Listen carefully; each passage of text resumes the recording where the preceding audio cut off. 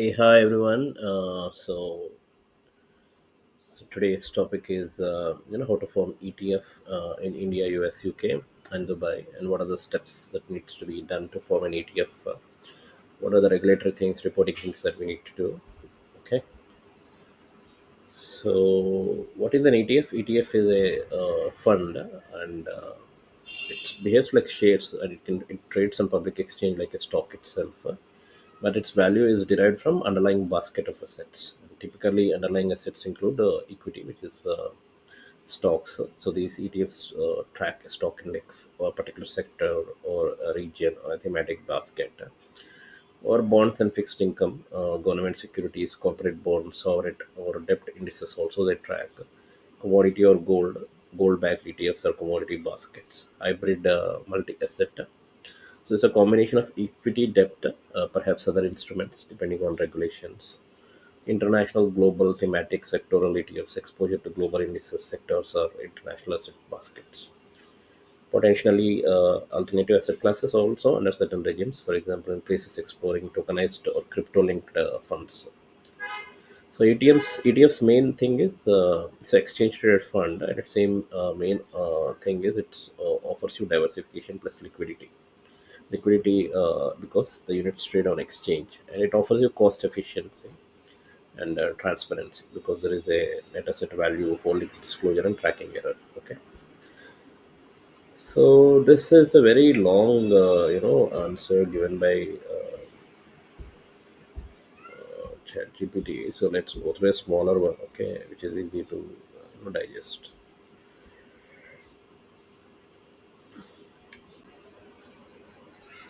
So yeah,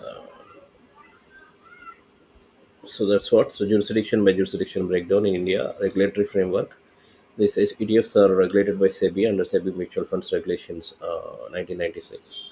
ETFs are structured as schemes of a mutual fund itself. So mutual fund events, trust, asset management company, trustee, custodian should be there. Okay, a new MF Light framework has been introduced for passive funds. So passive funds means there will be no active fund manager managing it. It's a passive fund. So these are index funds, ETFs, or passive fund of funds, with lighter compliance for certain passive or large assets under management ETFs. So under MF Light, hybrid ETFs, which are equity plus debt, are also permitted under certain asset allocation buckets. So that's the thing. So they fall under SEBI, they fall under a mutual fund act itself, and they are structured as a scheme of a mutual fund itself. And you can have a hybrid ETFs also, like equity plus debt, and passive funds also. There is a MF Light framework. So setup steps are sponsor and ANC setup is needed. So you need to establish a sponsor company. So SEBI requires a trustworthy track record and integrity for a sponsor company. Create asset management company plus trustee structure plus custodian. So these things you need to do. Then registration, apply to SEBI via Form A for mutual fund registration. Okay. Then define the scheme. Decide on the index or the basket of securities the ETF will track. So, for example, these ETFs, if you see, right, Mafang, Mon 100, so these are all ETFs only, okay, which are very famous. Okay, and so yeah, that's what you need to do. You need to have a sponsor company. You need to have a asset manager. You need to create asset management company, trust structure and custodian. Then apply to SEBI via Form A for mutual fund registration. Then decide on the index or the basket of securities that ETF will track. Uh, then for MF Light hybrid ETFs, decide allocation category like balanced, equity oriented, or debt oriented per SEBI guidelines. Set minimum subscription. So right now SEBI suggests 10 crores for new hybrid ETFs, NFO under light. Okay, so 10 crores is the minimum subscription for hybrid ETF NFO under light. Then define creation, redemption mechanisms, and in kind or cash basket. Okay. So once you define the scheme, once you register it, once you sponsor or AMC setup is done, then liquidity market making is also needed. So appoint a market maker to provide liquidity on the exchange, and define creation unit size. So authorized participants or large investors can do in-kind redemption or creation if allowed. SEBI has stated only large transactions may go via AMC above certain thresholds. You need to appoint a liquidity market maker, and then create unit sizes. so that large investors can purchase that units, or redeem those units. Disclosures and documentations: prepare the scheme information document (SID), key information document (KIM), or simplified documents under MF Lite. So disclose the index and rebalancing methodology, tracking error, expense ratio, risk factors, compliance and governance. Maintain periodic disclosures, holdings, what are the holdings, what is the net asset value, if INAV, if applicable, tracking error. The passive scheme rules: rebalancing timely if scheme breaches its benchmark, deviates. SEBI tighten rules for portfolio breaches. Passive schemes must rebalance within 30 days. Okay. Limit on sponsor group holding. SEBI now restricts passive funds except ETFs or index funds from holding more than 25% in sponsor group securities. So we have, yeah, then live listing and trading. After approval, list ETF units on a stock exchange, it's NSE or BSC. Ensure investors can trade on the exchange. Demat account plus trading account. Ongoing reporting. Submit periodic reports to SEBI. Publish NAV holdings. Disclose tracking error, performance, rebalancing. Asset classes allowed commonly in India are equity index, so that's Nifty, Sensex, thematic, sectoral, debt bond ETFs, constant duration debt indices. Under certain hybrid frameworks, gold commodity ETFs. SEBI includes gold, silver in its passive fund framework. Hybrid equity plus debt ETFs under MF Lite. Returns performance considerations for index tracking ETF. Success depends on minimizing tracking error or cost efficiency. For hybrid ETFs, they must maintain defined allocation. Quarterly checks are mandated. Liquidity risk, bid ask spreads matter. The business model for the AMC depends on assets under management scale and expense ratio. Okay. So US regulatory framework, it's overseen by the SEC, US Securities and Exchange Commission. Okay, ETFs typically operate under the Investment Company Act of 1940, but because ETFs are a hybrid between mutual funds and traded securities, most ETFs require exemptive relief from the SEC. Must comply with SEC registration, S1 or N1A, and ongoing reporting rules. Step by step ETF formation, same sponsor manager setup. Create or design it an investment company. Okay, open end fund or a trust.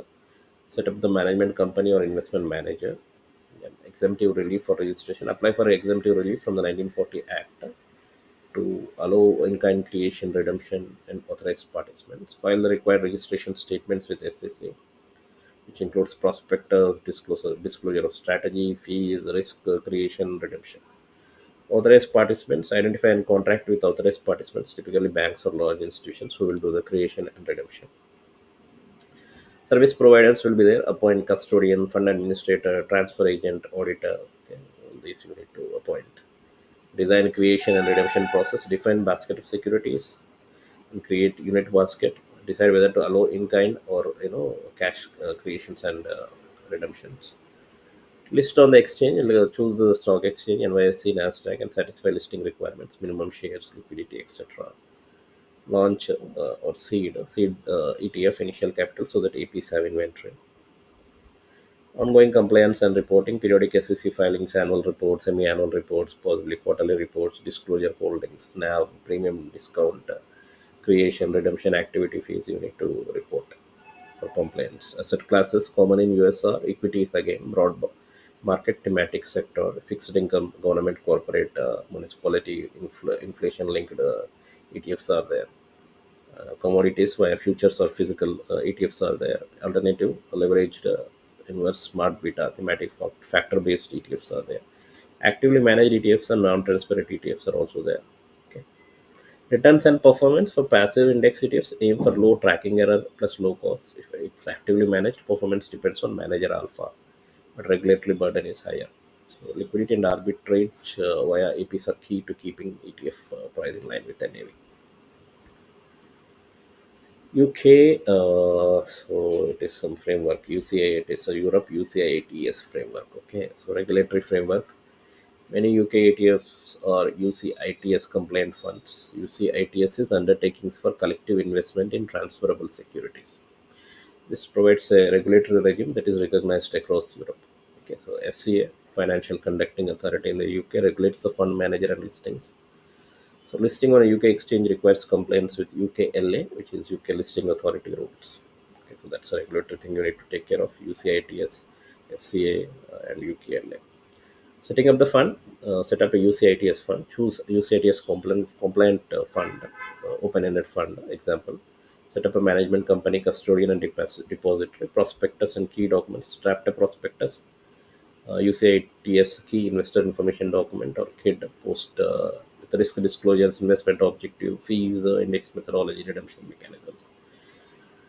Then authorized participants and liquidity providers, established relationship with market makers or authorized participants who will help with creation, redemption, and liquidity.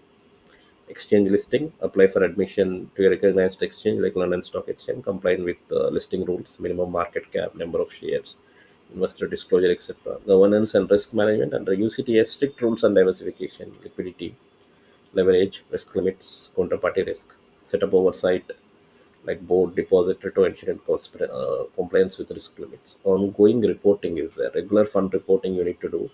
Annual, semi-annual portfolio holdings, risk metrics, disclosure, net asset value, transaction cost, tracking error, any changes to index methodology or policy. Marketing and distribution also, market to eligible investors, okay, and follow the regulator distribution rules, prepare marketing documents. Asset classes are same again, equity indices, global or European sector based, fixed income, corporate, sovereign, thematic factor, commodity linked funds could be there, multi asset or balanced funds could be there.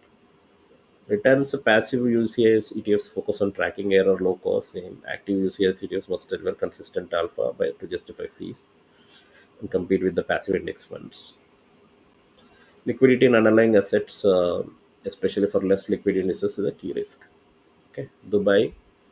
Dubai DIFC and DFSA regime, Dubai Financial Services Authority regulates collective investment funds in the DIFC.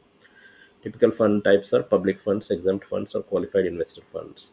Okay. So ETFs are explicitly recognized as specialist funds under the DFSA funds regime. Set step-by-step processes, pre-application or dialogue to engage with both DFSA and DIFC authority to clarify structure and regulatory expectations.